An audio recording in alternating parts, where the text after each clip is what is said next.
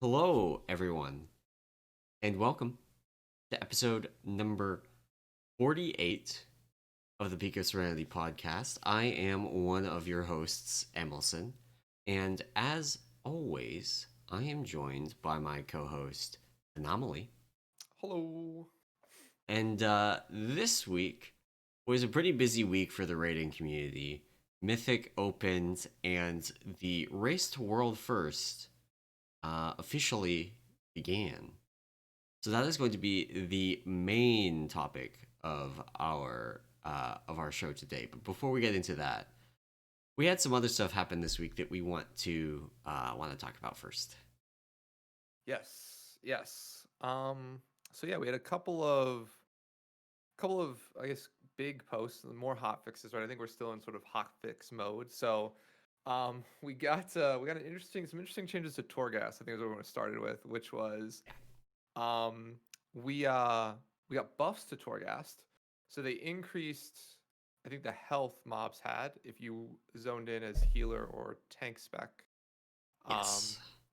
And then not immediately, but later on that week, so it was like I think a Monday or Tuesday. By Thursday or Friday, they had substantially nerfed Torghast, Yeah. So like across the board. did you do Torghast while those buffs were in place? I did. It was. I mean, to be fair, like as a Mistweaver, I got. I think my one level 8 run, I ended up with a bunch of like the blackout kick hits multiple mobs Hmm. trait, along with just blackout kick damage buffs RSK damage. Yeah. So I was able to like one shot or two shot most mobs. I think the boss didn't hold an issue. And then the next one I got the Vivify trait. So Yeah. I just healed myself. And it was like, so to me, it didn't change much, but I also got very lucky in terms of like a couple of So stacks of good traits. I was trying on Tuesday to do Torghast. Layer 7, I got 5 stacks of the Vivify trait Nice. and Nice. just blasted my way through, easy peasy, not an issue. I was playing Brewmaster, so like I just ran around, couldn't die, spamming Vivify. Like there's like you can't run out of mana as Brewmaster because you don't have any in the first place, so it's real Exactly. easy. Yeah. That's Um, awesome. and then the next run, the layer 8, uh, I got like not a lot of great powers in the first couple floors, and I got to this boss of the second floor, and it was one of the casters that just chain casts. Oh, And yeah. you know what stagger doesn't help against Magic damage, of magic course. damage. I mean, it technically does, but it's really bad.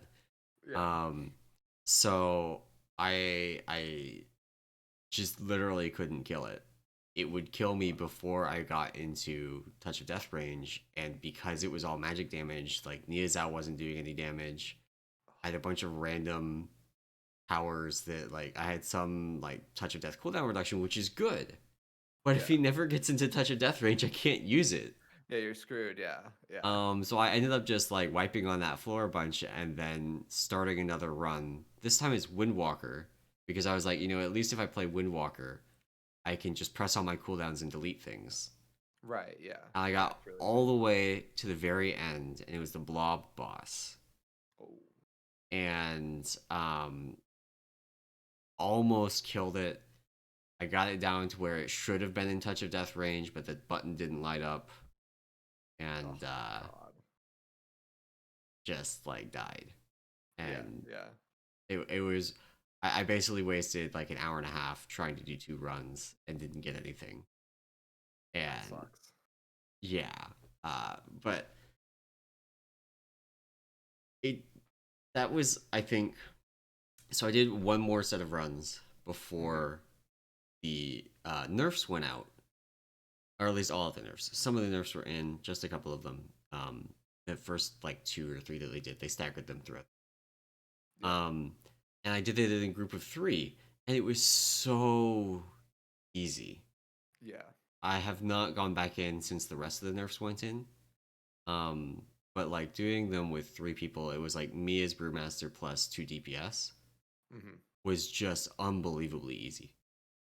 Yeah, I know a bunch of my friends they've been starting like their own Torghast groups. So it's been Mhm. like very much a like 3-person similar deal where it's like tank, DPS, and healer. Or like a tank and 2 DPS. They were crushing it earlier on in the week. I'm assuming they'll continue to crush, Yeah, towards the end now. So like I um think that was definitely the play when it was harder and just yeah. kind of nobody really like Torghast solo. If you got not great luck on powers, was actually like a huge crap shot early in the week. It was just Yeah, like if you got good powers, you were golden. If you didn't, good fucking luck. yeah, you're But if you were screwed in a at that point. group, like the odds of all three of you getting crap powers and being useless are pretty But low. yeah, And you have a whole 6 floors to collect your powers because if one person gets good powers early, that then lets you get to the later floors to try and get good powers on the other two people. yeah, As opposed yeah, to where I got stuck on layer or floor 2 on my monk and just couldn't progress because the powers I got in the first 2 floors just weren't sufficient to beat the boss. yeah. Yeah, and I was talking to Abe, and he was doing it too, and like yeah, they ended up like I think one level 8, he got 2 Vivify traits as his first 2 powers. He was like, all right, we're done. Like we just win. Yeah. Like Yeah, at that that point, was like that it's was just my layer 7 run on my yeah, brewmaster.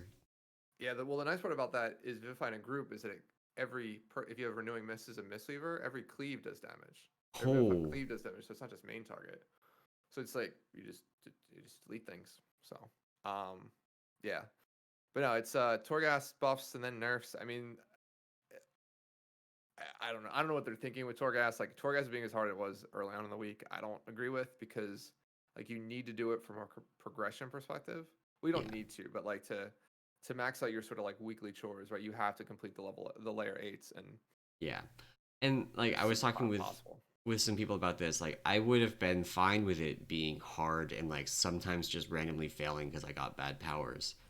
Yeah, If it were there's two things. One, if it were shorter, when like a solo run takes an hour, that's a lot like of time. having me fail at the last floor is just not okay. Yeah, Like that's too far. Um Something like if you played Hades, that's a roguelite that came out this year that's really good, very popular. Uh I can do a complete run in 15. yeah, Um so it's totally unreasonable to have it be an hour and then fail at the way too end. long. Yeah, And second, um you can't reset Torghast. Like you can't just decide, oh, I'm done with this run. I'm gonna go and try for new powers. yeah, Like I understand they don't want people like taking that first anima orb and then like, oh, these are bad powers, running out and resetting. reroll. Yeah, But like on my monk, I went to the second floor, and then when I came back in as Windwalker, like every single anima cell dropped the same powers as the ones I just had. Like it's like they don't reset until you either complete one or presumably some kind of like timer. yeah. That's weird. Well, I But know. I believe the starting ones are like set for the week, or like at least mm, until you do the completion. okay, like So like the fact that you can't reset. Like I've had Hades runs where I get to the second area, mhm. and my build sucks. Everything's dying super slow. I'm dying real quick, and just like exit out of it. Like I can Yeah, go and start another one, and that's fine. And that's part of the genre too. That you know sometimes you will fail, but give us a button to push that gets us out of there so we can start right. another Yeah, one. yeah. And even I mean, yeah. I mean, it would be cool if you could reset, even if it was in terms of like the weekly stuff you have to get done. If you well, you wouldn't have any like soul ash to like refund. So I think you could do something like you'd refund like the soul ash you got from that run, but it doesn't make sense because you're still Because trying to yeah, complete if it. you get the soul Yeah, edge, you've completed it. Like yeah, if it were just like when you reach the second floor, like you can get through the first floor with literally anything. yeah, You don't need anything special for that. But if you get to the second floor, like then just having a button that end the run, uh, yeah. Like yeah, at least get through like one floor and then allow the reset. and that's the kind of thing where that means you can't just immediately reset it if your powers suck. You got Hmm. to spend at least some time working through the first floor. But I honestly don't even think it would be a problem if we could just reset until we got the powers we wanted on the first one. Yeah, Like it's not like I'm going to sit there for 45 minutes trying to roll the perfect power on the first anima cell. yeah. But if people want to do that, more power to them. That sounds awful Just to let him, me. just let him in. Yeah, let him do it. Yeah. No, for sure. But I mean, I think I haven't done it after the hot fixes, I so haven't died. I mean, I'm assuming not that it's easy, but I feel like you can essentially like any build makes it through that, right? Yeah, Like you don't have to get the Vivify traits as like a Brewmaster, or you don't have to get even as a Mistweaver, right? You can do it with pretty much anything. So yeah. And um, one of the issues that Torghast has had, and I'm not going to belabor this one too much because this is a Monk podcast, but yeah. the difficulty of Torghast, like the variance in difficulty of Torghast especially, varies widely Oh from spec yeah. to spec. Or like for Brewmaster, if you get a lot of touch of death plus max HP powers, or you get the Vivify powers, it's super easy. Yeah. And those are two like very viable builds. The Vivify power is a common. It's very straightforward to put something together that actually clears the tower successfully. Yeah. Um, if you are like a rogue or a priest, there's a very small list of powers that are actually good. Right. And so if you don't get those, you're just kind of going with your just like baseline player power. And that's very hard.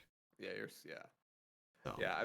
And it's even between like specs. Like I've seen like warriors. Like I have a friend that's a warrior, and like he wiped on like a level like a layer 6 on the last boss like 3 or 4 times, killed it with his last death. I think it was like as arms, right, or fury, one of the yeah. DPS specs. And then the next week 7 opened up. We were like, you should just try it as prot. It might be easy as prot, and literally crushed it as prot. Yeah. Like just because they get some town where like thunderclap heals them or something ridiculous. Yeah. So it's like yeah, like it just seems like even interspec like in between the same class but different specs have Yeah. like somewhat easier and harder, And I think times. that's why they just blanket nerfed it. They were like, we cannot fix this level of variance Yeah, before yeah, people just stop doing it, like just quick Torghast. So they were like, let's nerf it, let people do Torghast next season.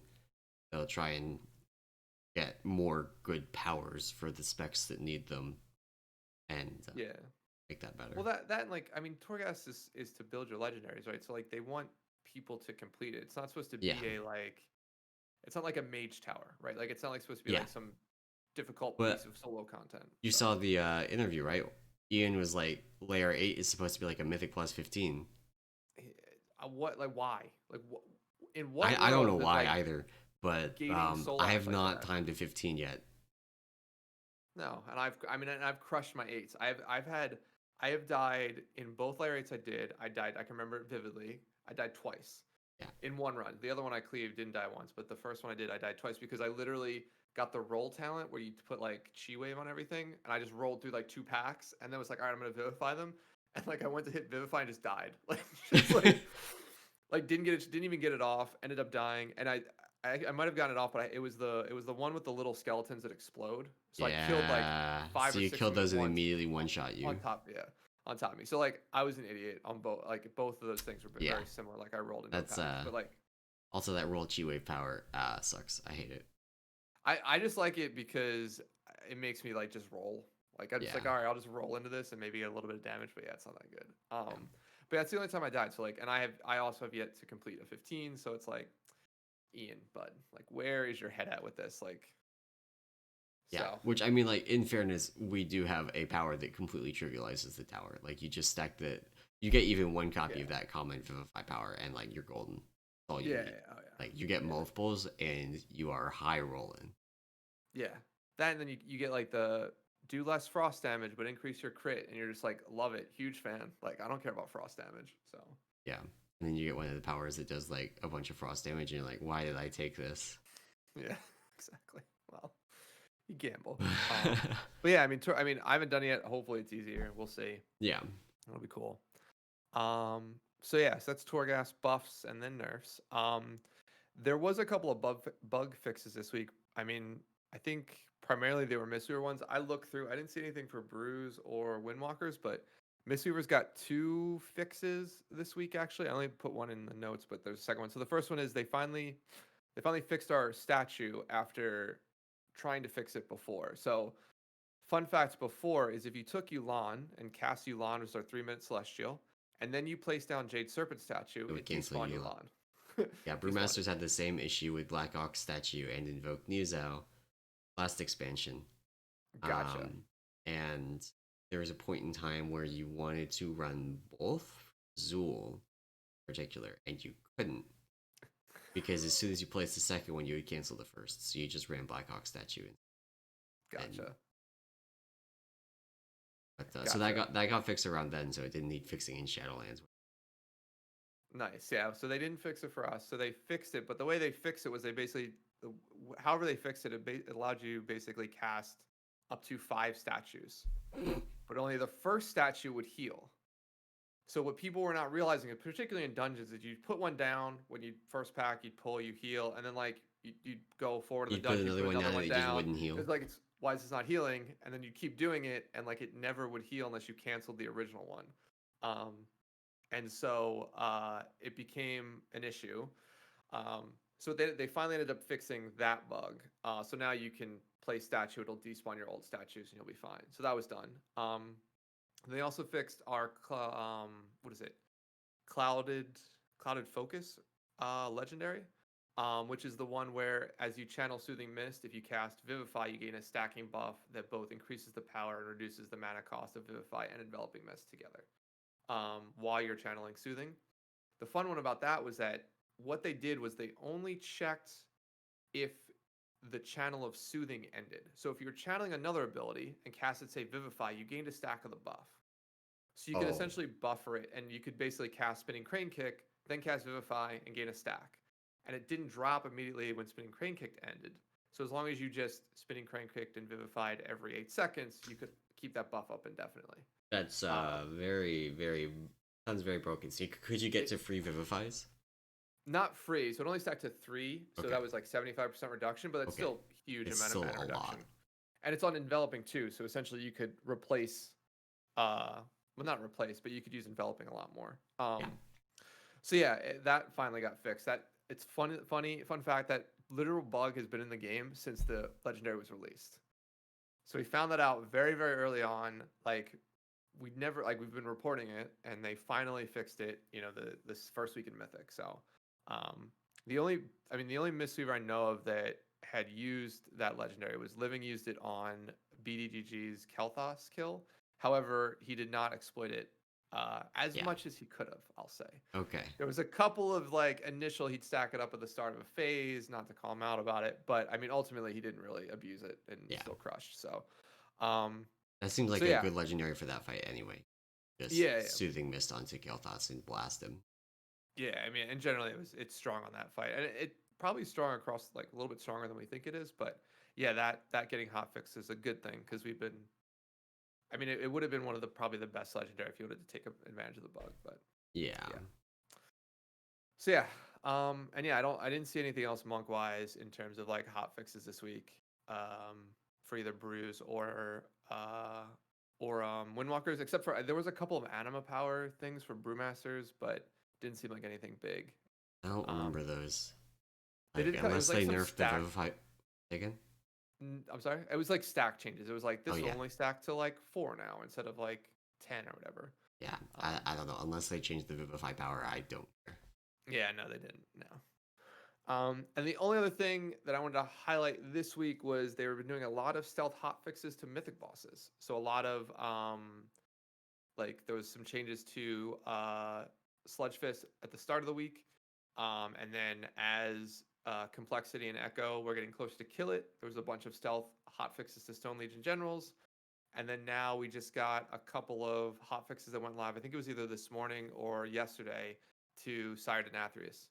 Seems Yeah. like Blizzard is sort of like doing the thing that they maybe this is the first time we're actually like reporting on it because of all the focus, but it sounds like they're doing a lot of like in week changes to bosses, which is good. Like I think the idea of Yeah. making changes once you see how guilds are approaching it, the amount of damage and health that they have, and what sort of certain classes are capable of, makes it so the fights end up probably being better. Although we can talk about this in sort of as we get into it, but the Stone Legion General's attempts are hilarious because there are some fun little wonky things going on in that fight. So, I've actually not watched any Stone Legion Generals progression. uh, I watched a bunch the of the Sludge Fist though. Sludge, yeah, so, yeah, Stone Legions. When we get into it, I'll tell you. I'll sort of All right. like Looking point forward out to some it. of the funny stuff that's happening there. But yeah, So this is the third set of like most of the Sire Denathrius buffs are just to the AoE damage. That's all they hit. Um, basically it, except for there's Impale, which is in phase 2. That's where the sword charges people, needs to bleed. The Hmm. initial hit got buffed. That's everything else is just like AoE damage buffs. Yeah, more AoE damage in it. Yeah. And that's exactly the Sledge Fist buffs were like that. Most of the Stone Legion Generals buffs were also like that. So um, it's the same kind of thing. I think they might be realizing, hey, the healers can put out more throughput in AoE than we were planning for, and we Right. Yeah. don't want them dropping to healers again, like Exactly. they Yeah, I think did it's definitely. on Ijara. God, dude, that fight. Yeah, I mean, I think that was the scare, and that's what they. Yeah, from when I noticed a lot of it, it's just they want to keep it at about that 4 or 5 healer range. There's been a lot of 5 healed fights. Like Yeah, Stone Legions right now is being 5 healed, and um, Sludge Fist was 5 healed too, I believe. I want to say. yeah, and that's we actually this is kind of tangential, but as we were preparing for this tier, um, we were trying to decide whether we wanted to go with 4 healers plus people that could flex heals, or go with 5 main healers on our roster, Hmm. because we don't want to like recruit a 5th healer and then have them sit on the bench most of the tier, or Right. even if it's not literally the same person the entire time, but have a healer out on every single fight. Hmm. Um, we would rather just have a core of 4 if they're all going to be 3 to 4 heal fights. And since they're ending up being 4 to 5, we made the right call in going up to 5 healers. Yeah. Yeah. Yeah. I think if you have 5 healers on your roster, you're in a really good spot. Because I think there's a lot. I mean, we've seen a lot of different class. Well, we'll talk about this, but I think the large majority. I think Denathrius ends up potentially being a 5 heal fight just based on the damage output. So, which means by the time like I get there, even you get there, right? It's probably maybe drop to 4. Maybe. But yeah, 5 to be safe. It's even like heroic Denathrius is pretty scary right now in some places. Yeah. So Yeah. Agreed. Agreed. like, yeah. So Race to World First is this week. There's, unlike previous tiers, there's a lot of different streams.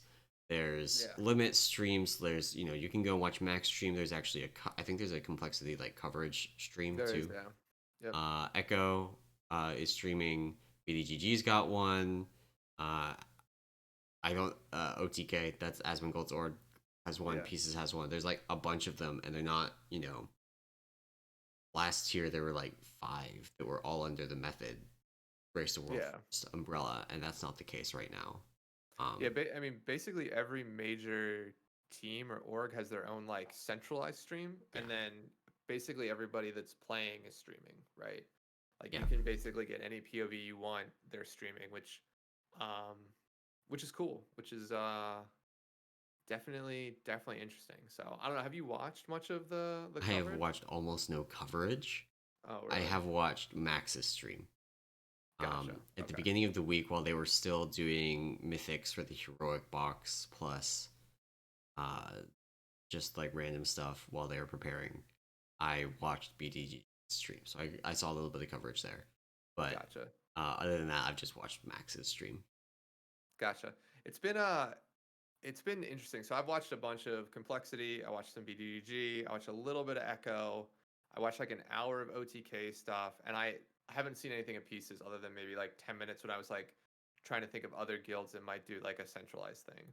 Um, it's a lot of the same. I mean, like to be fair, like you probably end up getting more out of these things if you watch specific players POV, Yeah, right? Like that plays either a role you're interested in or like Max is actually pretty good in terms of like being able to see everything. Max is good just because you get Mavy's view for the most part. He plays a healer, and so like you get that sort of view. Plus, it's Max sort of talking over it, and then the comms there are really good. So, yeah. but yeah, I mean, it's a lot of the same. I think the only outlier here is like OTK stuff because they their I've race for world first coverage. This is not a knock to them, but it's like secondary to like the circus they've built around it. okay. So I like they had have no idea this existed. yeah. So I mean, typical like OTK fashion, like an Asmon, and a lot of what he does is like it's very much like sort of focused on WoW, but a lot of it is like focused on doing other things. They had a pinata made for every boss. So every time a boss died, they'd They rip beat open up the the pinata. pinata. Yeah, they did. They brought in animals at some point for like a petting zoo type thing. It's just been weird, like weird stuff, and like people love that type of stuff because it's like they have like the actual like boss fights in like a small corner of the screen, and And they're they do doing get other like, things. yeah, but they do mostly other stuff, which is, I mean, honestly, if you were there for the entertainment value, it is much more interesting to watch that than Yeah. watch like people be like, all right, well, here's pull 150. Maybe they'll get 4% more this time. Yeah, You like know, I like, was not sitting there watching Max raid lead Sludge Fist progression because yeah, I enjoyed watching them die on Sludge Fist repeatedly. It yeah. was because I wanted to take notes. Yeah, exactly. So, yeah, I mean, that's the OTK stuff has actually been, it's been I'd say a breath of fresh air in terms of like what they're doing. It's cool. It's just not not for me in terms of what I Yeah, want to watch, but yeah, more power to him because I think it's cool. I think it's like an interesting take on the race for world first stuff. So, but yeah, I mean, I think it's been pretty standard other than there's just a lot of it now, right? Like instead of having the, like you mentioned, like the method mainstream and like complexity of their thing last time, right? yeah, It's now like every org's got their own, they're all doing their own stuff, and it's all really good. Like BDG being like the newcomers here, you can say, right? Their stream stuff is like on point. Like graphics wise, production wise, like they look really good. They got some really good people talking over it too. yeah. I So noticed a couple of people talking on coverage there that were on Method stream last year, so they got yeah, some top talent. yeah, no, yeah. So it's all been really cool. So but yeah, I mean, check it out. I mean, honestly, go to the WoW section. It's literally any of the top links there. Will bring you to somebody streaming it. So no, it's cool. All right. So I mean, that's initially. I mean, it sounds like you just watched a little bit of it. I've watched a lot. Unfortunately, like weirdly enough, it's been on in the background as I've been working and stuff like that. Yeah, So I can't focus um, if I have it on, so I have to do it while I'm not working. gotcha. Which means Yeah, basically it's been like the first day I missed almost all the kills. I watched some of their Zymox, Oh, you limit did? Zymox. That was Nice. cool. And then I caught some of the Kael'thas stuff. Gotcha. Gotcha. And then a bunch of Sledgefist. That's what they spent most of the Yeah. Gotcha. Yeah, no, yeah, I've been watching a little bit on and off, and it's cool to watch them go through like progression in terms of like strategy, and then like seeing in like at least a hyper focused way, like them dropping, like them getting better and better as it goes on, Yeah, right? So like you can tell like like very similar to like my own progression or how I like when we do fights in my guild, it's like you can tell it's going to be a good pull because like you get past that one part, yeah, everyone's alive, no battle reses, you're like just do this last yeah, thing right or do these last things right and we got it, and like you can sort of feel it building. So I mean, yep, Sludgefist was very much like that. I was actually watched their kill live, and it was like, all right, third pillar down, no battle res is used, everybody's alive, like they're pumping, and then it's like they hit that fourth pillar, one person dies. It's like it's okay, battle res will be okay. Like I'm like yeah, screaming at my monitor like with yeah. them. So it's like I don't know. That's the cool thing about it is like if you watch enough of it, like you sort of get excited no matter who it Oh is. yeah, yeah, So absolutely. yeah, yeah, I was definitely cheering for them. And really for anybody. I mean, like I don't. There's some. I like people like progressing and seeing that type of stuff. So it was cool to watch that live. So Yeah, um, but yeah, nothing new. I mean, other than OTK's crazy stuff, like everything else is like if you've watched the last Race World First, you've seen most of what they've done this time. So yeah. I would um, say, especially if you're in like an officer leadership kind of position in the guild, watch Max's stream. It is yeah, just like phenomenal. Like obviously, Limit as a whole is extremely good. Like I'm not that's not news to anybody, but a lot of raid leaders could learn a lot of things from the way Max does it. No, no, that's not like that. Sounds like I'm throwing shade at my raid lead. Not. But you know, other guilds I've raided at in the past, like Mason. the guild I raided in end of Legion, beginning of BFA, had a kind of a rager for raid lead, and Nice. like the way that even when people do really dumb stuff, the way Max handles it is like Yeah, fantastic. yeah. No, yeah, his stream is really really good. Um, I watched a little bit of Scripe too. They have very different personalities. Yeah, It's they do. very interesting to see. Uh, yeah. Then those two guilds are run so differently. Like Echo talks so much about like the littlest things, but the interesting thing is they talk so much and then they sit down and do it. Yeah, Like it's very a weird like where like a lot of people be like, all right, we'll talk about this, we'll get a bunch of reps in, we know we're gonna wipe, but we'll at least get some practice on how to do this. Like they'll sit and they'll be like, all right, we're gonna do this, this, and this. First attempt, sit down, do this, this, and this, like Yeah. perfectly. So yeah, it's cool to see, and like limits the exact, not exact opposite, but different in terms of like they will continue to do something and like make changes as they're doing the pull, right? Yeah. Um, so people get practice. So yeah, it was cool. It's been a cool experience, like watching all this. I love this time.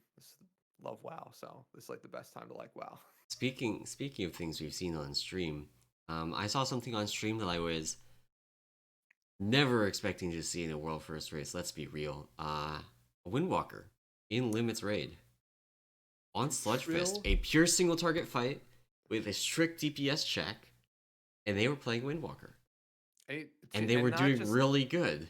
not just playing it, like fucking crushing it, dude. Like Yeah, crushing. Dude, Trill, like I had this debate with my friends, and we'll talk about this in a second, but Trill is honestly the best World of Warcraft player in the world. I had never heard of him before this raid. So So like Trill, like he has won BlizzCons for PvP. Like always highly ranked, like rank 1, like gladiator type style, like yeah, competes in that AW like the Arena World Championships, right? And then crushes it in limit, like in terms of like world first rating. Like he generally has played a rogue in other tiers.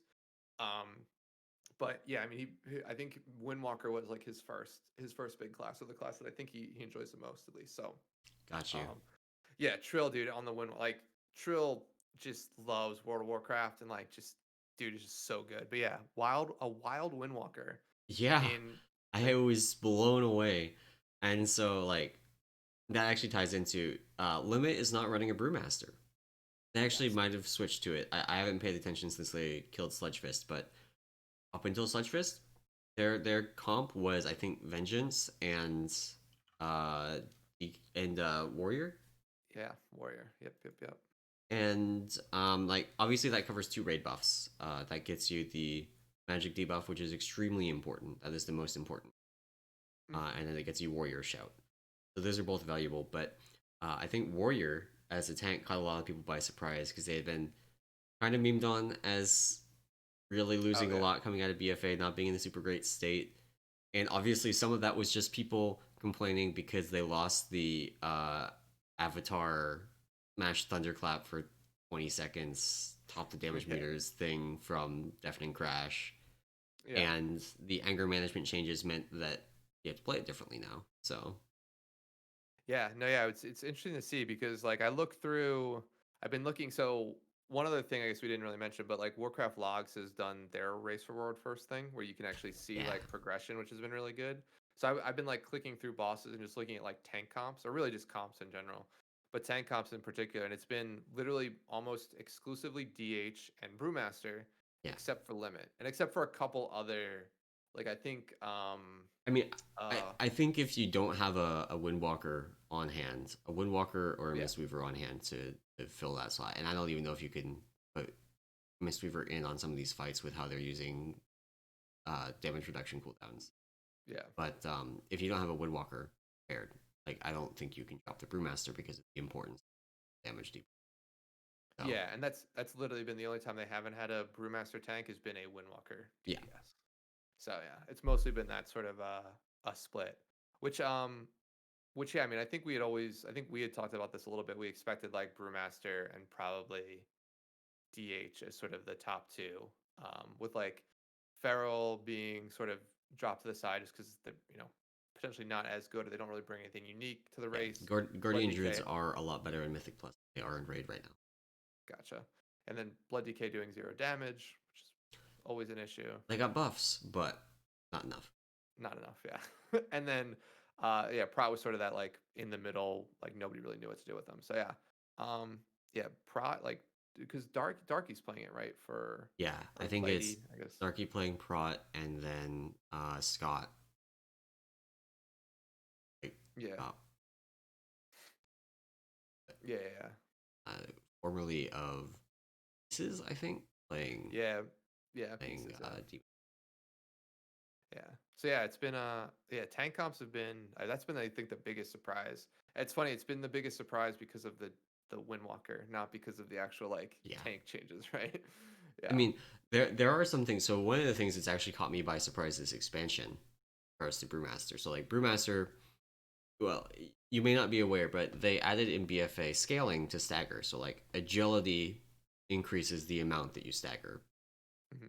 And it functions very similarly to armor. So you will reach basically a soft cap, at which point adding more agility does very little. And in BFA, like every tier, you could soft cap before even setting foot in, like very easily. It was hard not to. Um, but with the reduced rate at which we get gear, as well as this being the first tier, like the first tier was the worst for it in BFA, but this being the first tier, um, I am like I level 204 now and well below the soft cap. So I have like 65% stagger out in the world. It's gonna drop to like 60% in Mythic, if that. Um, so it's actually like Brewmaster historically has done so well because they do well with little gear because of how strong stagger is. But now that gear is so big Hmm. for giving you stagger, that's no longer the case. Gotcha. Yeah, I mean, I can tell that like our brewmaster in general that we have in our guild has been getting hit a lot harder than our prot warrior in terms of just Yeah, like shield block like is real good. yeah, and just in terms of like damage intake, like there are like Sire to Nathria specifically, like going through the mirrors is like the scariest time ever as a healer because like not only do you have like going through the mirror and a little bit disorienting, right? Because you have Yeah, to sometimes move right afterwards. You also have like targeting delays where like yeah, it'll show in range of my raid frames, but I won't be actually able to heal them. yeah, And then they will die in like the 2 or 3 seconds it takes to like get through, plant my feet, heal, and yeah. like I have a cooldown or celestial brew up for every single time we go through the mirror. Um, it's because scary. you need it. It's spooky. Like the Yeah, healers aren't healing because they're running away, yeah, and when he teleports to you, he does an extra auto attack, and like auto attacks are real big. yeah. Yeah. So yeah, the tanking comps have been yeah, it's been pretty standard, but I think it's interesting now. Like, yeah, we have in the number one team right now running, Warrior DH with a Windwalker in terms of melee DPS. I mean, other DPS, sort of comp wise, I think it's been maybe not unheard of, like a lot of unholy DKs Not for a lot of surprising damage. things. Like Unholy DK does a lot of damage and also brings anti magic zone, which is Right. a great raid cooldown. It's another damage reduction Yeah, and grips, which and grips. grip is they're surprisingly really good. Like a lot of Is that ads really need to be. surprising though? It's every tier. That's true. That's true. Because I I think the worst they've ever been in like recent memory is Nihilotha because there was only like one fight that you wanted to grip on. That's true. Yeah. Yeah, that's actually true. Yeah, because yeah, so I mean, in this tier though, there's at least what 2 or 3 Because bosses. like Kael'thas, they're pretty good on council. Like grips are. Hmm. They're good on Stone Legion generals. Yep, Um, Huntsman. Huntsman. Yeah, for the little ads. I think it really depends. I don't think you can grip anything on Saturday Nathries, at least on heroic. I don't know if you literally can't, or if it's just something we haven't needed to because it flies so fast on heroic. Yeah, I don't think the ads are movable. Similarly, like the Enerva, like the Dark Vein Yeah, ads, I think they are don't sort of like move. rooted. Yeah. So it's not Um. like it's literally every fight, but like that's 4 fights that we just Yeah. listed off of a 10 boss rate tier that grip is good off. Yeah. Yeah. So a lot of those they've been dominating. I think the melee. And then like ranged is hunters, boomkins, and warlocks. Like it Yeah, has been. I mean, other than I think mages sort of popped off in Nihilotha, but there doesn't seem to be as many immunities now, and mages don't seem to be doing as much damage yeah, as other classes. So it's like hunters sort of fill that void. If you need an immunity yeah. plus some damage, so. They're immune. Marksmanship's doing really well in terms of damage. Hmm. Marksmanship's not the most mobile spec in the game, but it's more mobile than most other range specs. So Exactly. Yeah. So yeah, so DPS, I mean, pretty standard, but the Windwalker has been like Trillon Windwalker has been fun to see yeah, him play. So that's for certain. Yeah, and then I think healer wise, it's been the triumvirate we always thought it would. You have paladins and discs, of course, always, And and shamans for then those spirit and link then shaman. totems. Yeah, shot well, Spirit Link and then their master. I mean, like shaman early on in most expansions, shamans are pretty good just because even I mean even on progression, right? Not just in general, but like very early on, shaman mastery is pretty strong and shamans are doing a ton of healing. We talked about that. They did get a nerf going into Mythic Week to both healing range, a general 4% nerf across all their healing. Yeah, So um, it hurts, but I mean, to be fair, like the fights, there's still a lot of like you can sit grouped up as a raid in a lot of these fights and yeah, not have to spread too much. So, and even if you do, it's more like conal abilities where like as long as you make a nice little circle around the boss, you can all still sort of be yeah, in the healing range. So, um, yeah, I mean, it's shaman. Those three have been crushing it. There's been a couple of interesting things. Like I haven't seen any druids, at least in like the top 10, but I know BDGG, like I mentioned earlier in Living, they ran a Mistweaver for a couple of early fights, like Kale and one or two other ones. So been a little bit breaking up, but I think the Nathrius and right now Stone Legion Generals are gonna be dominated by, those three multiple specs. shamans, a disc, and a paladin. So paladins ended up being a lot better than I thought they were gonna be. So I they've mean, been paladins still have AM. that's true. Yeah. Their Like they HPS have though is still a lot AM. I don't know whether they're running Glimmer or the Holy Light build in the first race, but got a couple different viable options for that. hmm And you won't. You're very unlikely to see like multiple paladins because of how poorly Devotion Aura like interacts. Yeah, stacks. Yeah. So Yeah. So I mean that was yeah, healing comps were not a surprise. But I think if you look at in general, like as you start getting into like the world's like 50, 80, 100 range, like you'll start to see more diversity. I don't think there's a healing class that can't be brought to like a first kill. yeah, After maybe another like week or two of gear. So um but yeah, I mean comps not I mean, I think the biggest thing I think that we were excited about was the Windwalker, right? oh I yeah, think other than absolutely, that, comps sort of, pretty much stayed as is as what we expected. absolutely. So yeah, so we just kind of talked about this, but the next thing I wanted to talk about is just like anything interesting you saw in terms of like notable like mechanic cheeses or like utilizing certain like a lot of like either that or like a lot of like reuse of certain mechanics, right? So we had like Tomb of Soak Garrus where there's Yeah, a ton of soaks. Here we sort of already talked about this. There's a lot of like grip fights, like fights where you have as you want to grip in. yeah. There's Um, also a lot of damage that goes out where you stack, yep. which makes SLT very good.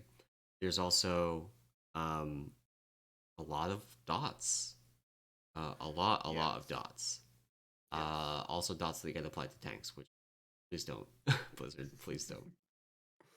Yeah, it's been weird. There's a lot more like dispelling and so like primary stuff like that, and then also a lot of like ramping, not a lot of ramping phase damage, but damage that ramps the longer you sit in like a specific phase. So Yeah, I think um, Council is very notable for this as well. Like even yeah, on normal, if you try and pug it, you will run into this where if there's a phase where just not enough people have cooldowns up, you're gonna have a lot of stacks of the dance.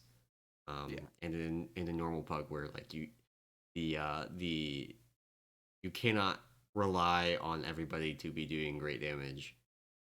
Those phases can go on for a while and put a large strain on your heal. yeah. Yeah, I have a friend that's sort of hanging out in like a normal sort of progression guild just for fun, and yeah, she was like complaining. She was like, how do you heal through like 8 or 9 stacks on normal? I was like, you don't let it get that high Yeah, you kill on it council. faster. Yeah, So like you have to kill it faster. So yeah, it's been I mean nothing too I mean the whole group up and then spread out sort of mechanics. Um I mean while I enjoy all the fights, I think there is a little bit of like sameness coming in, like more so than I've noticed with other tiers. yeah, Um I mean there's a eh, lot. I noticed this on heroic. There's a lot of things where it's just like okay, the mechanic comes out, everybody's stacking the SLT, everybody's yeah. stacking the berry, Yeah. Very, and very, it's very like telegraph damage wise, yeah, which makes it easy for like healers to do cooldown rotations. But I don't know if it's that exciting. Doing the raid. I will say though that the mechanic that I absolutely hate is miasma from Hungering Hmm. Destroyer. It is it is the worst. It's the worst mechanic and debuff and just thing in the world because, and I tweeted this. I was like, you're literally asking DPS who have limited to zero raid awareness anyway to now pay attention to health bars so that people don't die. You use the weak aura that yells their HP. It doesn't help. It doesn't. Yeah, It okay. doesn't help my At raid. some Like point, we're if like people stand next aren't to paying somebody. attention, they aren't paying attention, and there's nothing, no weak aura is going to help. But I literally stand next to someone.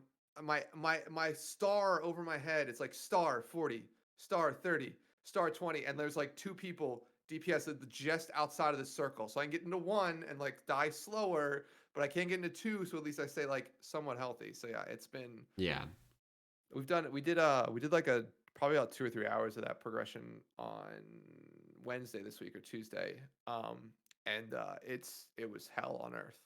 It was like just that's I just like just stand and then the best part then we get like DPS who are just like we put raid markers down because we did the and four they group stand league on the raid strat. marker even if They stand on the even though the raid marker's like this is the general area. If you get star, you should be in this area. They're literally on the star, which is like outside of melee range. So like all the melee are sitting there like, can you just please come in? Like just take they're like, I was on the star. I'm like, fucking mages. Fucking mages. Sorry. yeah, I'm like that. Honestly, I can already tell this will probably be the fight that I dislike the most, and will probably never want to actually do past killing it once. yeah. So sorry, that was a lot in terms of Yeah, like. I mean, I know I have plenty I could complain about. We haven't started Mythic yet because we spent all of Friday basically on Heroic Denathrius. Gotcha. Um, and uh, word to the wise, do your goddamn prep for phase three. That phase, we had some people in raid that were like, once we get to phase three, we get through the first set of soaks, everything's going to be fine. It's basically free. It is definitely not free. Do No, not underestimate that boss. no. There's Um, a lot of weird overlaps in that yeah, phase. yeah. Like I went into it and I didn't have a plan really laid out for phase three. If you're tanking it, especially the positioning in that phase, you have to be very precise because it's a small platform. The knockback knocks you pretty far, and if you knock people too far away that they can't do the soaks, then you instantly wipe. Yeah. So you need to have very precise tank positioning for it, and so I would 100% recommend that you sit down with some kill videos and raid plan. Like I could actually pull this up now. I have a detailed map of our entire Sire Denathrius Phase 3 plan. Oh really? That's awesome. Let me pull this up. I think I have this stream still set up to allow me to do that. Yeah, Um, we yeah, didn't do Oh yeah, nice. like we're using the entire platform. It's all over the place. You can't tell what's going on from this because there's a bunch of text that goes with it. But like, sit down, look at this fight before you go and try and progress it. Oh yeah. Yeah, I know that I mean, it's funny, we got to like, I think the time we killed it this week, it was like down to the final, whatever, like the AoE thing. I forget what the AoE thing he does that he pulls you in and then does it. Yeah, And like we literally had to run out and then like use immunes because we were out of raid cooldowns and we were on like the small section of the platform where yeah, like you need to have a raid cooldown or you die. So yeah. it's like just use everything like darkness, AMZs. I don't even know if that works, but just hit every like It defensive does. It's ability you shadow dance. can. Gotcha. Yeah. So I mean, yeah, the phase three is like not free. Like even at because it's like you have And the he, double soaks, which is terrible, yeah. right? And then you have the soak right after that that The has double moves with soaks the actually, line. I think the double soaks are one of the easier ones because there's nothing else going on. You just got to get people to stand That's in true. them. It's the first soak set that I think is the dumbest because it takes you have to have so many people soaking those, Yeah. but everybody gets sucked in to the boss immediately after they drop. Yeah. So what we did was We we have do the pull three the boss mages. to We the have to minus edge. block it. So Oh, really? yeah, they can't solo soak it, but they get that extra like crucial 5 or 6 ticks on it that Gotcha. helps soak it. Yeah, we did. We drop them in the middle, so that they're close enough that if you're standing in it, you could drop an SLT in the middle. So Yeah, like, we also did that. and then we pull the boss to the side. So like, you do the pull in, and as you run out, you basically plant yourself in one of the soaks with an SLT on top of you, and that's generally enough. But uh, but that phase three it's been fun progressing wise. But yeah, I mean, gosh, there hasn't been anything. Yeah, I mean, phase three is just nuts in terms of like all the So different mechanics. there are a couple of things that I saw on the streams and on some of the kills we've been looking at that are very interesting. I think so. One of Hmm. them, if you saw, I mean, you saw limits world first on Sludge Fist. They were Yeah. using SLT and raid cooldowns to survive the part where Sludge Fist slams into a wall and Okay. does like massive raid damage. And it like if you don't basically stack every raid cooldown, it kills you in 3 or 4 ticks. Yeah. But they were just like sitting there trying to heal through it with Spirit Links and AMs and trying to Yeah. get that last little bit of damage out, which not something most people are gonna have to do. Hopefully, Hopefully. But um, with the loot drops being a little bit lighter now, it might need it. hopefully not. Yeah. But that was one thing I saw, and then yeah, one of the other things I saw. Have you seen Prop Paladin healing on Kael'thas? I have not, but there has been some like rumblings. I've heard some rumblings from my guild specifically about potentially some Yeah, cheese. there is some really, really good cheese. So prop paladins have this talent called Hand of the Protector. Let me read you this talent, okay? Okay. Word of Glory's healing is increased by the target's missing health on any target. If you Okay. haven't played Protection Paladin, Word of Glory's healing is increased by up to 200% based on the target's missing HP. Okay. And, okay, now icing on the cake, Prop Paladin has the highest holy power generation of it. So you just spam that So out then. you literally phase one, you hit wings, and you just go nuts. You never hit Shield of the Righteous. Your Kotank takes all of the damage, and you just blast Word of Glories into the boss, and they do triple healing because he's low HP. Yeah, yeah, yeah. Interesting. Yeah, I mean that'd be the play. That's ridiculous. So that's very good. I have a prop paladin that I've been working on that's behind my brewmaster, but not that far behind, and I might be playing that for kills, Yeah. if that ends up being a thing. Yeah, I mean that seems real good. And bonus, you But get an extra land hands. that's true.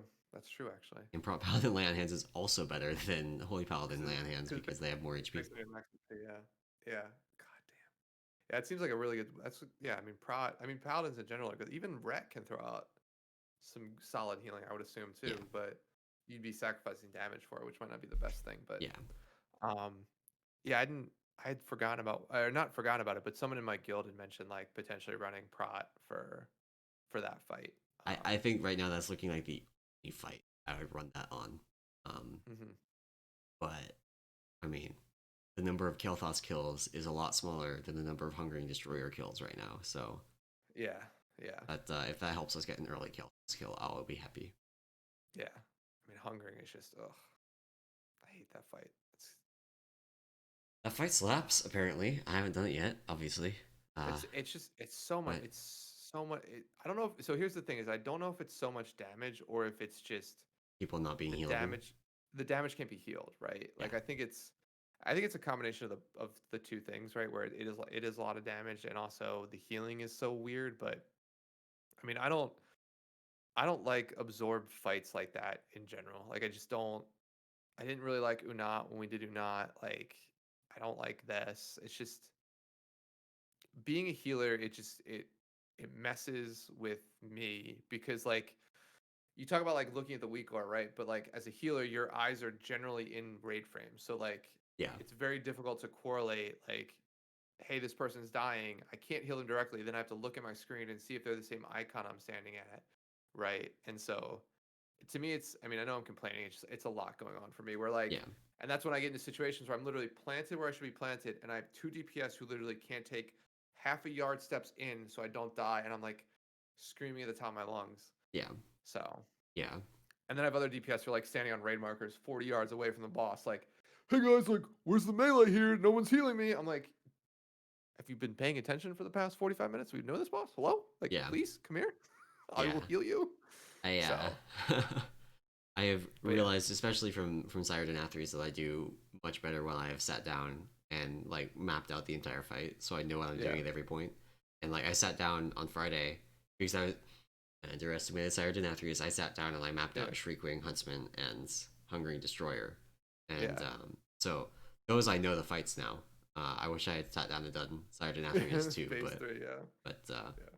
yeah, That's cool. Yeah, I mean, I know we talked a little bit about this, but like, what is kind of like your favorite boss so far? Is it still? Because we talked a little bit about this last week, but having done like 2 or 3 kills now, is it still like? Have you changed that? Are you sort of high on now Artificer or a different boss? Like, do you like Kale now? Like, definitely what's your not thoughts? Gelfas. Yeah, I agree. uh, I mean, honestly, I think it's still Sire Denathrius. Yeah, Um, fight's still really cool.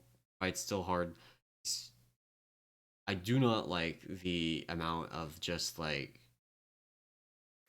dumb magic dots on this fight. Please, Blizzard, stop.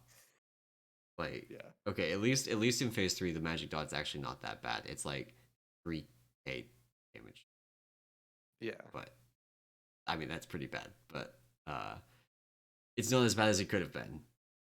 That's true. Yeah, I mean, Sire just. I mean, Sire, like we talked about this. You go through a floor on Sire, so it's a good It's fight. a good fight, It's therefore. Yeah, it's just yeah, therefore good fight. But I dude, Artificer, I'm still really excited about to do on Mythic. yeah. I think And that's honestly, kind of dreading it. really. The overlaps at the end is going to be so disgusting. I see. I agree, but I still think it'll just be it'll make for very interesting plays. Like, have you seen the The gripping through stasis traps. No. There's one. There's like a clip of I'm Fired Up, which is one of the Okay, mages yeah. in Limit, like doing some crazy like mage stuff on that fight where he like he like gets caught out doing one of the seeds, gets back to the group, ports back to the group, then they do the pull in Hmm. or whatever, and so he has to like do the pull in and like does one thing, does like fox form, and then turns around. There's still a seed in the group, so he grabs the seed, blinks away, and ice blocks as it's exploding to not kill the like it's like, and he's Yeah, just like sitting there, just like staring at the camera, like, yeah, dude, I just this is kind of how I play the game, and I'm like, you just did like 40 things at once. So I think there's some interesting like ways to like play very well on those fights, and like yeah, at least on that fight specifically, and like help your raid team, like very like personal things you can do versus like yeah. I mean, other the ways. So main thing I'm concerned about is like I'm gonna have to sit down and look at where like there's an overlap between Glyph of Destruction and Seeds or Glyph of Destruction and the Axe.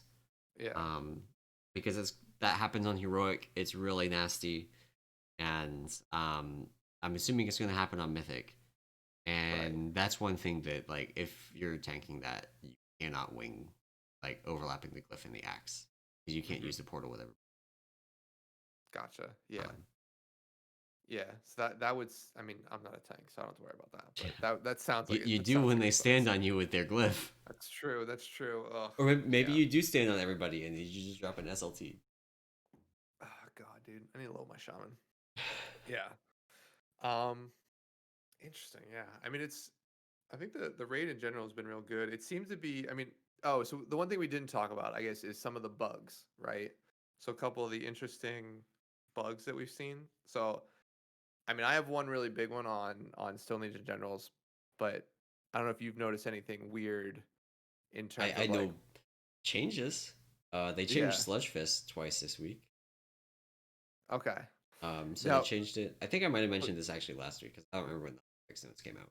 But mhm, they changed Sledge Fist to where so before he did the cool thing where this off tank took whatever damage the main take took after mhm, absorbs a damage reduction. Which meant if you had a Brewmaster main tank, it like off tank took no damage because yeah, dagger. Um, they changed that to where he hits both tanks for full damage. Um, gotcha. and well, I guess it's technically they didn't change it twice. When they changed it, we found out a couple days later that that actually broke some things with off tank because, for example, the off tank cannot dodge or cannot get elusive brawler stacks as a brute. Oh, So your mastery interesting. doesn't work. For a guardian druid, you cannot use Earth Warden. It does not work. Um, like it actually doesn't. So if you're druid main tank, it's great. If you're druid off tank, you use a different talent. Gotcha. But yeah, that Interesting. was Interesting. Yeah, I mean, I know with Stone Legion Generals, the Wicked, was it Wicked Blade? Not Wicked Blade. What's the spinny thing that comes out? Is it Wicked Blade? Okay. the Sorry. the thing that gets thrown into The front end. throne Yeah, in like two people, yeah. yeah, So I don't know if you read on Mythic, there's like winds that sometimes push the yeah, whole raid, right? So if the wind is pushing the raid and a Wicked Blade goes out, sometimes the blade cannot hit the player because the player's moving, yeah, and when it goes to the where the player is, they've already moved, but they're not like moving their own character, they're like being moved by the server, by the yeah, wind. So there are clips of like the blade literally like going like this all around and then like finally hitting the player, and then at that point it's been out for too long, so the raid's moved or the yeah, boss has moved, so it's like now hit the raid and everybody dies. yeah, There's like multiple of those. I don't know if they fixed it yet, but like over the on Friday and like even yesterday, Saturday, there was still clips of like both Echo and Limit like having the same exact thing happen where like one of their players gets out and it just sort of like flies around them and then like eventually yeah. hits them and then hits somebody else and then ping pongs in. So Uh, Fun one on Stone Legion Generals. The boss has a very small hitbox, and so is very fond of moving inside the tank. Um, oh nice. and if you are inside the boss's hip like model when the blade gets back, it hits you Oh, and it cleaves. oh that's not good at all. It's very not good. So you do have to be careful with movement on that one. You have to like get to a good position, plant your feet when the blade goes out, and just not move until it comes back, so that you can not cleave melee with the. If you if you cleave melee with the blade, it's probably a wipe. Yeah, it's gonna be difficult when there's a wind that's pushing you automatically. Yeah, I'm not entirely sure. Like, I haven't thought that far ahead. Honestly, Stone Legion Yeah. Generals is a long way off on Mythic, so Yeah, no, I think I've actually seen that happen where I watched Limit die randomly to a blade coming back to the boss, yeah. and it didn't go directly to the boss. It went to like the side and then hit. So it was like I guess it was using like the ult Oh, position of the boss, and like at that yeah. point the raid had moved into it.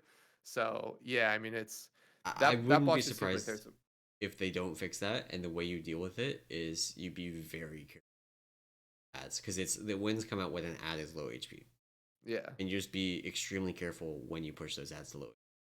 Very control, and that's yeah. probably fine for world first guilds. I'm sure we could eventually kill it like that as my guild, like eventually, Hmm. but that's a really not Yeah. good overlay. Yeah, so I mean that's some of the interesting things. The earlier ones I didn't notice anything too crazy. Like we had the bug week 1 on Huntsman earlier this week on Huntsman where the phase 3 pools didn't despawn. Oh, do they So we got despawn? to oh, no, like after we wiped. So we wiped in Oh, phase 3 and then oh, went to pull it and and they all the never pools were despawned. still up. All the pools we had laid had still been there. So we like we'll pull it. We tried to reset it once or twice, and I think at that point we just turned around and did heroic because we were like we're not gonna. Yeah, you can't kill it if the room's already full of. Yeah, exactly. So it's we had that happen to us at least on in my guild. And the I don't know, summoning's still an issue. Like you can't summon in Mythic, or you couldn't. I don't know if you saw that. Or I see you haven't zoned in yet, but yeah, Mythic summoning still I didn't heard work about that. on Wednesday when we were in there. I don't know if they fixed that. So Yeah, that's gonna make like comps really annoying because like you swap someone for bus, they gotta walk. The yeah. instance is not small. No, it's not. So we ended up just having people post it outside and like having to wait like the 5 minutes for somebody to walk in between. Normally we do it on trash as we swap, so it's been a little bit easier. But Yeah, um, we some of the normally like what our normal approach is everybody that's in for a boss once we kill it stays in until we reach the next boss, and then they hearth out mhm. with some of the new people, and we have everybody in on trash. Yeah, I mean Um, that's generally how we've handled it, except with this yeah, because it's still broken tonight. I mean, we'll have people during trash, but yeah, Yeah, so that's been, I mean, other than that, it's been fairly, I haven't noticed anything like that's been huge, right? Um, in terms of, well, the other big bug that Limit ran into on Sludge Fist was the chain pull-ins. So like he's got on Mythic, Yeah, two we actually ran players into get, that. There's two bugs with that. So one of oh, them, is it? if you were immune, it would hit someone that wasn't immune twice with the chain slam. So if you like ice blocked inside the chain slam and it gripped you in, Hmm. you wouldn't get hit. Someone else would get hit twice, Right. which probably killed them. On heroic, like you could sometimes survive it with a personal, but you Hmm. probably don't. And then second, um, after the chain slam, sometimes the giant fists, the melee attack on the off tank, would hit someone that got chain slammed and just like kill Yes. them. And Yeah. like the raw autos are like 50k on heroic. On mythic, they're like 60 something. And Jesus. most players do not have a like effective HP. Yeah. Yeah, and then I saw Limit do this once where if everybody can immune inside the chain slam, then it acts as like no one gets hit, which essentially is a Oh, raid wide AoE. yikes! Yeah, so I mean, that was actually interesting. Yeah, so they did end up hot fixing that. I think I do know Saturday that or they were using, so they would bop someone with a chain link. Like, so when chain slam would go out on a specific one, they were doing this. They would bop one person, one that wasn't targeted with chain slam, and they would Mhm. run away from their partner. So their partner would die to the chain link Yeah, before the chain slam went out, and then there's nothing happened, and they would be res interesting, them. interesting. That's one way to Which handle it. I wouldn't be surprised if that gets changed by the time I get there. Yeah, But yeah, or becomes unnecessary due to the yeah, but yeah. That's funny. Yeah, I didn't see any attempts like that at least when I was watching, but I might have missed it. Um, but yeah, I mean, other than that, there haven't been just a couple of weird like really the later bosses. Like the earlier bosses haven't seemed yeah, too buggy. I yeah, will say though, like in terms of just looking at bosses, like Dark Vein seemed a lot easier than I thought it was going to be. Like I don't know, like just looking at that fight, looking at what it entailed, I'd assumed Dark Vein was going to be like the last boss before Sludge Fist to be yeah, killed, right? Not that Council would have been the boss that held everybody up. So yeah. I think Council is just like I didn't watch a lot of Council prog, but it seemed hmm. like you really need people to not die because if Yeah, anybody dies, you cannot push the bosses fast enough for the dot. yeah, yeah. It seemed like that was like the tuning check, which I wouldn't have thought that was the issue, Yeah. but yeah, it was that was an interesting where it ended up being killed. I lost 100,000 gold on that one, so that was great. Oh, Um, you bet that Enerva would I be bet I bet that Minerva would live the first day, oh, and she uh, didn't. and she did not. She was killed by Limit at like yeah. Yeah. Was it Council that they accidentally did off stream? They like turned their stream off because they were gonna do a little bit of Council prog on Tuesday. Yeah, they killed it like 2 a.m. on yeah, like Wednesday morning, just randomly. Yeah. So They were not intending to actually kill it. They were just like doing some test pulls and didn't want that streamed because they weren't actually going to continue progressing it, and they yeah, accidentally killed it. So yeah. That's I mean that's I wish I had that issue. It was just like, oh man, I yeah, accidentally killed right. a boss. My bad, Oops, I guys. killed the boss. Sorry, guys. Yeah, exactly, I know you were looking exactly. forward to another 200 pulls of this, but I guess we got to move on to the next one. Yeah, yeah. So so yeah, I mean that was I think ultimately though the other than Dark Vein being seem somewhat fairly easy, yeah, the rest of them, I mean, not a ton of early bugs or major sort Yeah, of like, hey, this boss was like a pushover where you thought it would be a little bit more difficult. So, yeah, um, it's good. yeah, it's Like been a very good too. I think you know I have some frustrations with the overall like tuning slash gear reduction. Like I think they missed the mark, particularly on incoming tank damage, Mm-hmm. but Yeah. or at least incoming tank damage compared to tank sustain. Somewhere in there, I think they missed the mark. But on the whole, like I'm really liking the level of tuning things are Yeah. at right now. Like heroic is good. Gonna be doing first few bosses of Mythic tonight, and like I've been told, Hungering Destroyer like destroys tanks, Yeah. and looking for it's gonna be fun.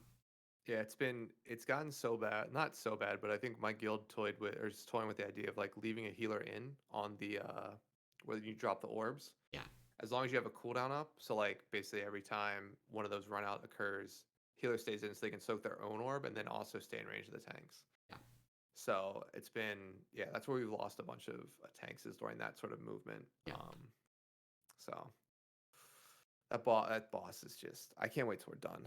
I can't wait to kill. All I want to do is kill it once. I don't have to kill it the first time. Like yeah.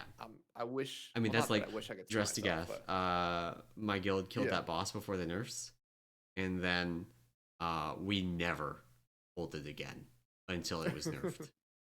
yeah, Which somewhat was because we killed Il'gynoth after and then extended. But part of the reason we extended is because we did not want to be doing Il'gynoth and Drestigath again. that's funny. Yeah, I was hoping that Hungry and Destroyer would be like I've had a boss every tier that I haven't killed until we've killed the last one. So I've had like Ashvane was my EP boss. Um, Opulence was my like BOD boss. I forget what my Nyalotha boss was. It might have been I would have someone I had killed. Maybe it was Vexiona. Yeah, I didn't kill Vexiona until. Oh, Oh, actually, sorry, no, I tanked all of Nyalotha, so I killed everything in yeah, Nyalotha. But like that's previous to that, right. when I was healing, there'd always be like one boss where I wouldn't kill until we killed the last boss, and I was hoping Hunger and Destroy would be that this tier. Yeah, I don't I think it's never gonna got happen. all the bosses. Like while BOD was current, I did not kill all the bosses on. I was forever 8 of 9 Gotcha. because I played Paladin on Opulence. Nice. Yeah, I didn't kill Opulence until like our second or third Jaina kill, like week after, because like I every time we got to it, I was like, let's just make this quick, sub me. Like I just same healer comp. Like Yeah, I yeah. I need mean, that's nothing from this boss. like Opulence is not a very hard boss, but No. when people are just kind of checked out, this is on farm. Being able to Yeah. bop people and just ignore the mechanic was super good. Oh yeah, yeah. That and it was like Or sorry, at the time. it wasn't Opulence. I did get Opulence on my monk. I didn't get Rest Gotcha. Oh, I love because that fight. I did the cheese where never tank swapped in face. Gotcha. We just didn't. So and that you can't do that with. You have to actually start tanks. Yeah, yeah, yeah. So I mean, yeah, Hunger and Destroy will be we go back in I think tomorrow night, so it'll be fun. Um, so cool. I think is there anything else? I was gonna say Nyalotha wise, Nathria wise. I've made that Uh, mistake too. yeah. Um, in terms of like any other interesting tidbits, anything things you've noticed or things you're excited for, stuff like that. Like this is, I have, I neglected gearing my brewmaster a little bit, and I've been catching up this weekend, because gear still matters for brewmasters apparently. But Hmm. I'm pretty happy with where the raid tier is. I'm not super happy with how I played Friday night, but um, it's been cool to see the tier like, actually like heroics actually a real Oh, difficulty this tier, and Mythic, while Limit blew through the first 7, on Tuesday, um, the rest of the world yeah. is like progressing it at a fairly reasonable rate. And it's not Emerald Nightmare like we were all scared of. No. It's not Emerald No, no, Nightmare. not at all. So it's good. Happy Yeah, I mean, I would even think it's even more difficult than like here. Eldir was, yeah. Which I think is ultimately a good thing. Like Which if the Zool cheese hadn't existed, I don't yeah, know oh if yeah. the tier would have taken longer, because it's kind of like if Sludge Fist, you could just like, I don't know, stack feral druids and just delete the boss somehow. Yeah. That's what Zool was. Exactly. Yeah, exactly. Yeah.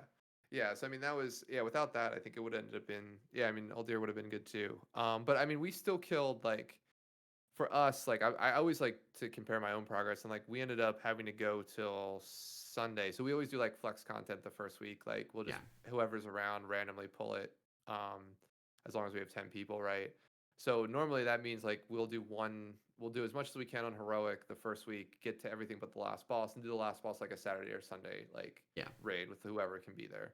And this tier was like not that. Like we rated Saturday night, Sunday night, and I think we didn't kill it till like Monday.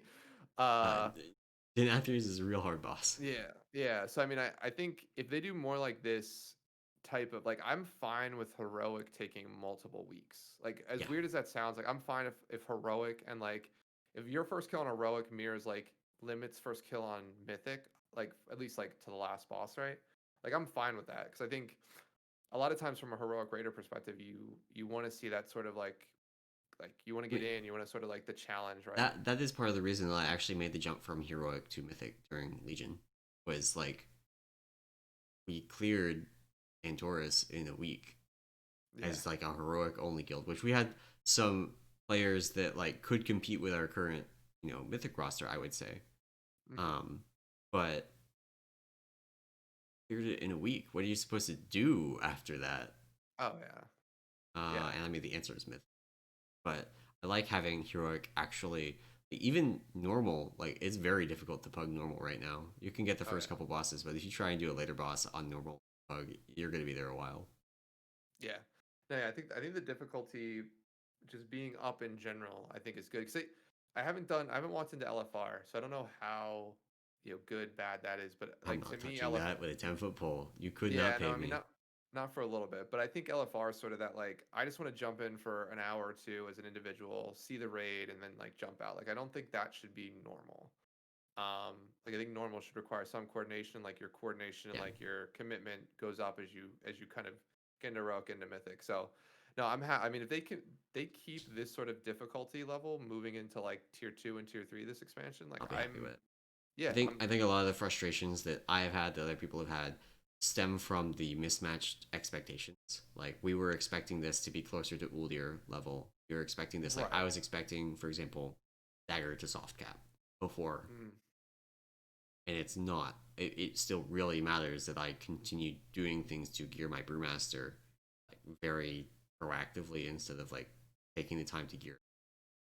right. Um, and so this is, you know, if I have those expectations going forward next year, that I'm going to have to be really proactive in gearing my main. I'm going to have to be, um, you know, really prepared for these end bosses on heroic because they're really going to hurt. Hmm. That's fine. I just, it's way, it won't be as frustrating next year. Maybe still somewhat frustrating, but as frustrating because I'll Yeah. be expecting it. Like, Oh no, 100%.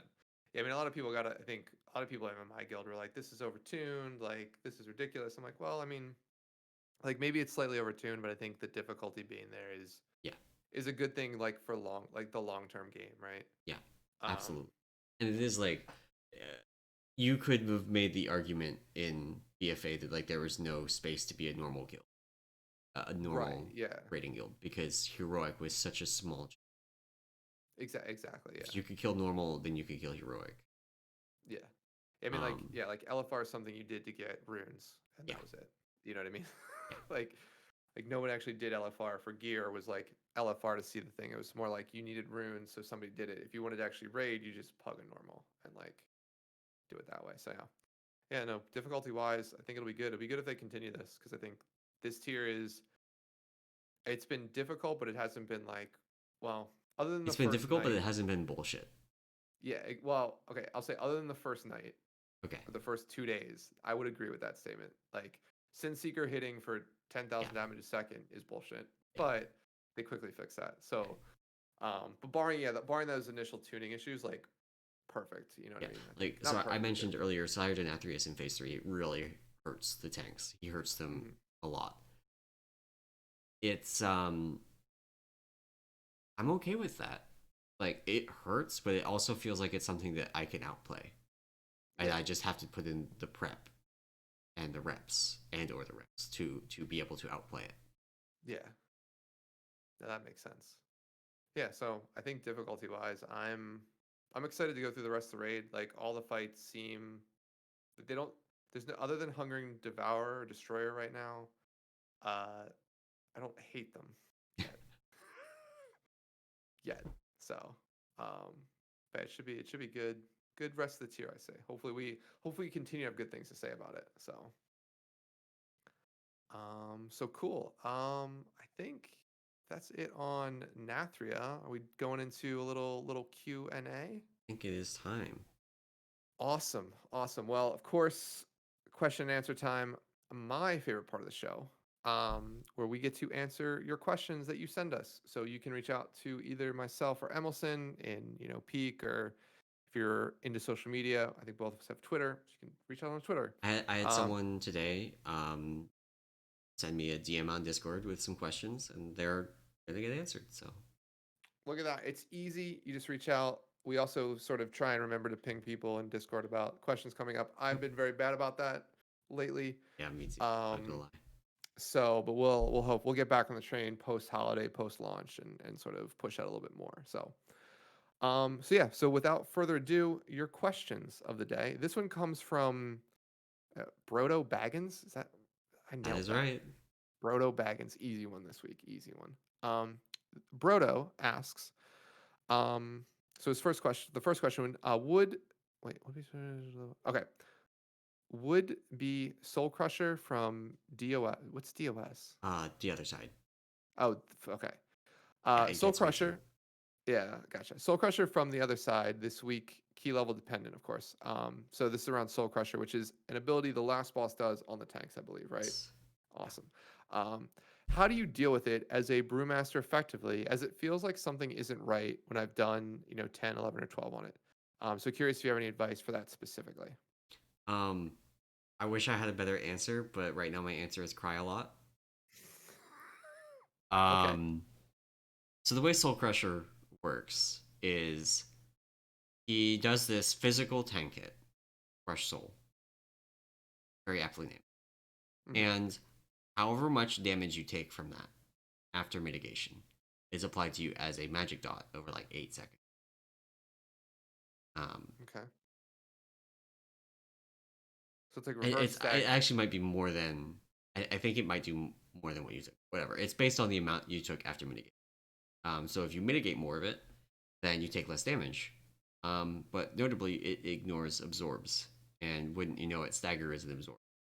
So Oh, brewmasters are basically taking like full damage. from it. Yeah. Yeah. We have three cooldowns we can use if you're fast. Zen Med, you got to be fast on this one. It's a half-second cast. It's either a half second or 1 second. Um, so you can Zen Med and take reduced damage. That's important. If you can get that one off, you have to run dampen harm for this instant. I would say you just straight up are required to. You can dampen harm one, that will do 50% reduced damage. Mhm. Fort Brew kind of sucks. Not gonna lie, a lot of Fort Brew's value is in the extra stagger it gets you. But it also has a 20% DR attached to it. It's real great for a 3.5 minute cooldown. Um, and then beyond that, you need externals. Um, Well, now, not from a Mistweaver, that's for sure. yeah, not from a mystery is fine because cocoon does enough to keep you alive. Like you won't die Okay, from the okay. initial hit. It's the dot that's scary. Celestial Brew by itself isn't going to do enough, but if you have cocoon as well, then you're probably fine. And you can on like a 10-12 key, even on tyrannical, you can take the hit Celestial Brew for the dot, and be okay. Um, Gotcha. it's scary, but you probably won't die. Um, but you can also dodge it, and this is very hard right now at the level of gear that we have to be reliable. But you should pay attention. Like get a weak aura that tells you when you have the dot, because if you, well, I mean, if you're using a damage reduction cooldown, you have to hit that first. And unfortunately, if you dodge it and wasted your cooldown, that sucks. But you don't take any damage, so I guess take the wins where you can. Yeah. Um, but if you're just relying on like Celestial Brew or another absorb to absorb the dot, sit there for like half a second after it goes out. Look at your weak aura. Do you have the dot? If you do not have the dot, do not press your cooldown. That's any kind of like life cocoon, celestial brew, anything like that. Because if you dodge it, you're doing real good. I have seen people in the Brewmaster channels talk about like back tanking it, which is this technique where you turn around away from the boss and let him auto attack your back. You cannot dodge it. Cannot dodge the Oh, melees. You stack up your mastery and you turn around for the Crush Soul. You always dodge it. That's very finicky. You can try it. It guarantees you take more damage from his auto attacks, which are easier to heal through. At the upside that if you can do it right, you dodge every Soul Crush. interesting. Um, Downside is if you're relying on that and you screw it up, you're taking a full damage Soul on top of way more damage from the melees just before it. So I won't recommend that as a general purpose solution, but it is something you can try. Gotcha. But yeah, really, Awesome. the real answer is get Blizzard to make stagger count. Yeah. Yeah, that seems like a big oversight. So, in terms of deleting one tank's mitigation. I mean, Blood DK's got it really bad too because like, what are they going to do? Oh Hit yeah, Vent Blood? yeah, it's true. They have nothing Um, either. Well, but at the least they can Death Strike off of the dog. So that's true. That's true. Joys of being a brewmaster. Terrible stagger. All right, Brodo, and Brodo's got a part two. Look at this kid getting double doses here. yeah. I'm assuming. All right, we'll read the question here. But I would assume that his question is very brewmaster focused. But we can sort of answer this in terms of just general, also. So, they ask. So Brodo asks. Brodo Baggins, that is. Asks if Mythic Plus was your main source of content, with very little chance, if any, to raid at a 200 eye level or higher. Would you suggest a PvP oriented gearing path for the high verse, or focus on building a mastery set due to the sheer amount of auto attacks you take in that world? So there are two parts to this question that I think we need to Yeah. address. First is the PvP part, Yep. and second is the stats part. So like Yep. the stats part is Brewmaster specific. The PvP part is not. You have any thoughts on PvP gearing, Anam? Have you done any?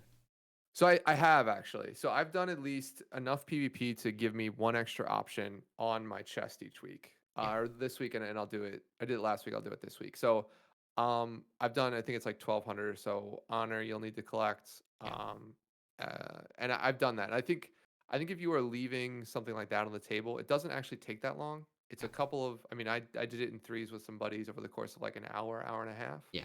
And we're not like highly rated. We hit 1,400, so like slightly better. But I think for these first few weeks, like that'll give you what is it, like a 207, 203 or 207 piece. Yeah. 1400. Yeah. So it's like a 207 piece. So it's going to, I mean, it'll help fill holes if you get a good piece in that area, Yeah. right? Um, It's also something. There is a PvP vendor. If you go to the conquest, like if you do threes oh, yeah. and you go to the conquest vendor, I actually used that. I still had a heroic dungeon cloak on because I just didn't have any drop. Hmm. Um, and so I went to the PvP vendor. I did a bunch of arenas yesterday, capped conquest, and went to the PvP vendor and bought a 207 cloak. Or it's a 200 cloak that then you upgrade with honor. But once you hit 1400, you can upgrade it to 207. 1600, it goes to 213, which is heroic eye level and fairly attainable. Windwalker is extremely good in arenas right now. Hmm. Um, so yeah, like I would definitely encourage everybody to get like do some PvP with the way gear drops right now. Being able to go to a vendor and buy a piece that you haven't gotten yet is great. Hmm. And getting extra vault options is also good, but it's way better in my opinion that you can just buy a piece for a slot that you have had terrible luck in. And I Yeah. am honestly like having done it now, I have no idea why there's not a PV.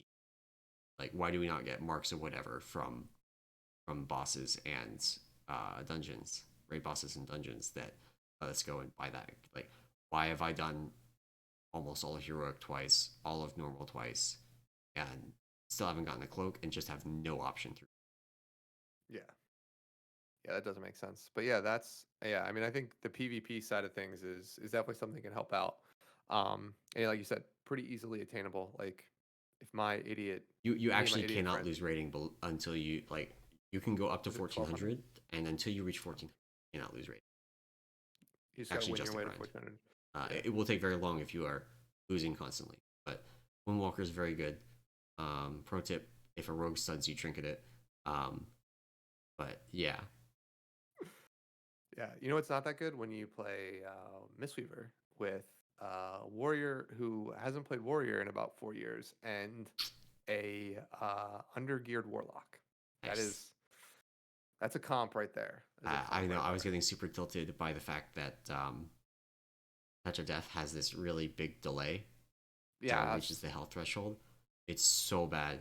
Like we had, I did a mix of threes and twos for Conquest Tap, and in the threes, like they would reach 15% HP and they would just die, or I could press Touch of Death because they just yeah. it just took too long to turn on. It would take 2 or 3 seconds to turn on. It's like, It's that delay is that, and like, or I still we were playing one game. We were playing, it was like rogue, druid, like resto druid, I think mage or something like yeah. that. And we got the druid real low, and the I literally hit my roll button because I was like rolling in. I'm gonna touch it at this druid. We're gonna win. And the rogue cheap shot me in the middle, or not cheap shot, whatever. Yeah, kidney shot me. Sorry, kidney shot me in the middle of my roll, and the druid healed to full, and we lost. I like I have I mean, never been we, so we lost the angry. game because they had a shaman that was really low, their healer, Yeah, and I'm sitting there mashing Touch of Death, just mashing it, mashing it, mashing it, mashing it, mashing it, and it finally lights up, and by the time it's lit up, it goes off and they heal to full, oh, all at the God. same time.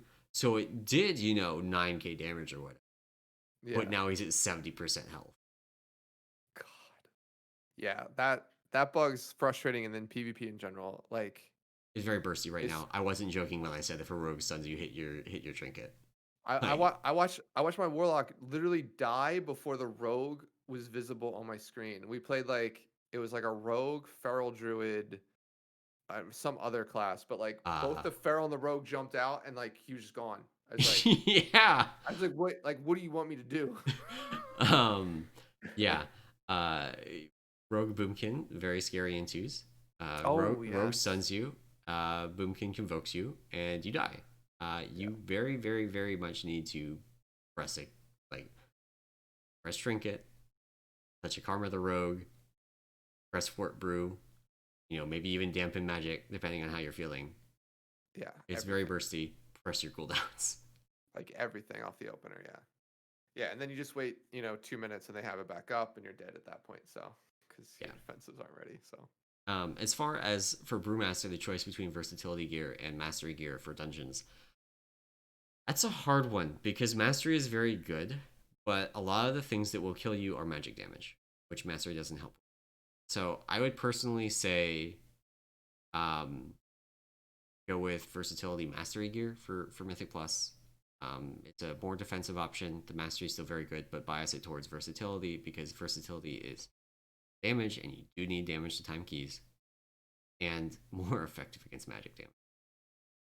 yeah, that makes sense to me. Not playing Brewmaster, but understanding some of the weaknesses you guys have in terms of magic damage taken, like being able to flat reduce that. Because versatility works on magic damage too. So, yeah. Yeah, and then Yeah. like getting mastery will help with things like Rosala, where Mm. if you end up at like 30% mastery, now you can start more reliably dodging it Soul Crush without having to resort to shenanigans like back tank. Back tanking, yeah. Yeah. So right Um, now I have like 15% mastery, so it takes 8 stacks for me to guarantee a dodge, and I'm not sitting there for 8 melees plus some blackout kicks trying to yeah, yeah, stack yeah. that up to 100%. Sorry. Jesus. Yeah, that sounds a little dangerous. Sounds a little dangerous. Um, well, cool. Well, Brodo Baggins, uh, thank you very much for the questions, sir, or madam. Yeah, and I think that is light Q&A day today. Yeah. So that's all we have for questions. So, um, I think that's everything. Unless there's anything else you wanted to Opposite. Let touch me on. let me double check real quick. Make sure they haven't killed generals while we've been here. Let me see what's Looks up like with the answer that. is no. No, it's still alive. They just wiped.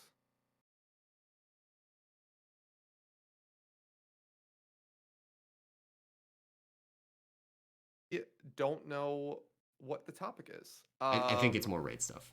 I think Yeah, it's it'll just probably more end raid up stuff because that's what be, we're both going to be doing.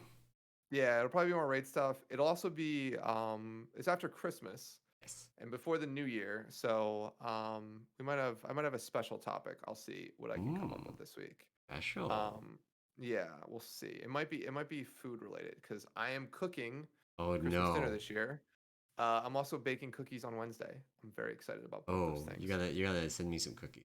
I mean, I'm we'll not see. gonna reciprocate because I haven't. I don't know how Well, to make cookies. we know about your cooking prowess after we had a question a couple weeks ago about Yep. that. But no, yeah. So we're doing cookies and then some food. So maybe I'll have some topics like that. But yeah, probably more raid stuff. Hopefully the raid will be killed. You know, we'll see. We'll do like a quick little recap. I'm calling it Um, now. They're gonna kill the Nathrias on Christmas Day. that's the one thing I wanted to talk about real quick before we end. So yeah.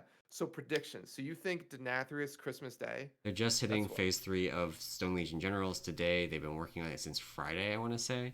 Friday Uh huh. evening. So I would expect a Stone Legion Generals kill sometime tomorrow, sometime Tuesday, one of those 2 days. Gotcha. And like if they kill Stone Legion Generals either like late tonight or early tomorrow and spend the rest of the week on Denathrius, I would expect to kill Friday or Saturday. And so I'm just Friday gonna or say Christmas Day. Saturday. Killing it Christmas Day.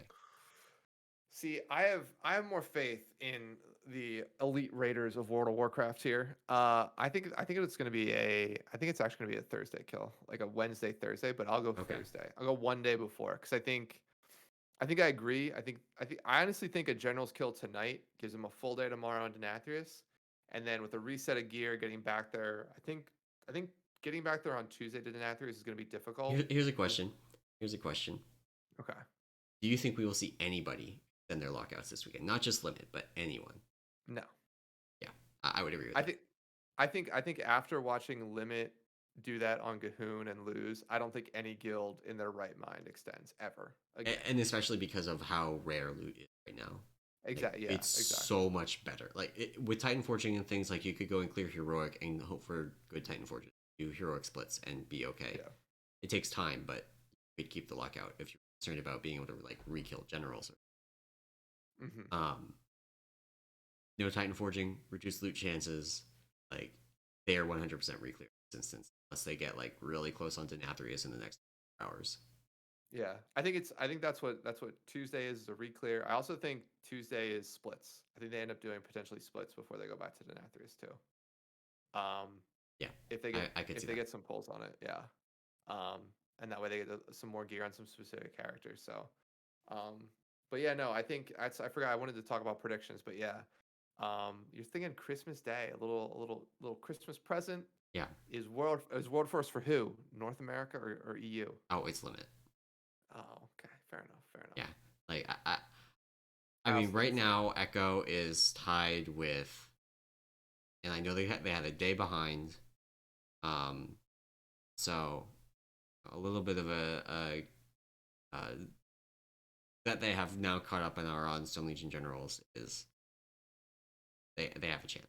But Yeah, I after seeing like I definitely think it's gonna be um and not to say like I don't think it's a 0% chance or even like a 1% chance that Echo takes.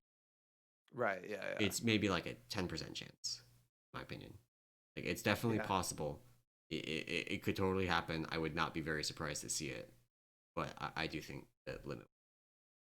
yeah, yeah. I think limit's got it. Maybe not in the bag. I think you're right. It'll be close, but I think also that dude, Christmas Day kill. I think that's way too. I think when it's got to be killed Wednesday. I feel like a Thursday or a Friday. Or, sorry, it's got to Well, be think killed about it in terms Thursday. of days of progression, right? Like they spent Yeah, 4 days of prog on Sludgefest.